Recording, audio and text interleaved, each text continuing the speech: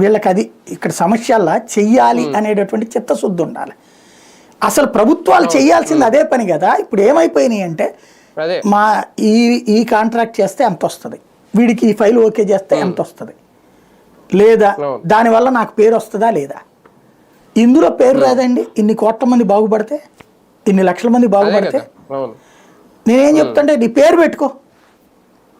ఏది బాబు టమోటా పథకం, బాబు మిర్చి పథకం పెట్టుకో దాంట్లో, లేదంటే కూటమి మిర్చి పథకం పెట్టుకో, కూటమి టమోటా పథకం అని పేరు పెట్టుకో, కూటమి ఉల్లిపాయ పథకం అని పేరు పెట్టుకో, లేదా మీ పేర్లో పెట్టుకోండి శుభ్రంగా.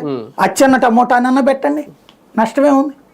అంటే ఒకటిసారి ఇప్పుడు మనకి చవకగా వచ్చేస్తున్నాయని ఆనందపడిపోయి సంతోషపడిపోతే రేపొద్దున్న ఇలా నష్టాల్లో నేను వ్యవసాయం చేయలేనని రైతు చేతులు ఎత్తేస్తే అప్పుడు మన పరిస్థితి అదే కదా ఇప్పుడు జరుగుతోంది.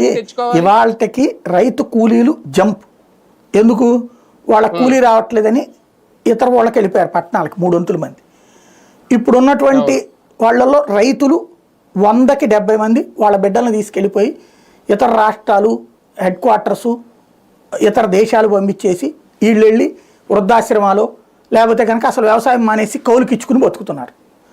ఇప్పుడు ఇవాళ చేస్తున్న వాళ్ళు ఎక్కువ మంది కౌలుదారులే. అదే అనేది ఇవాళ వీళ్ళు చేస్తున్న వాళ్ళలో ఎక్కువ మంది కౌలుదారులే.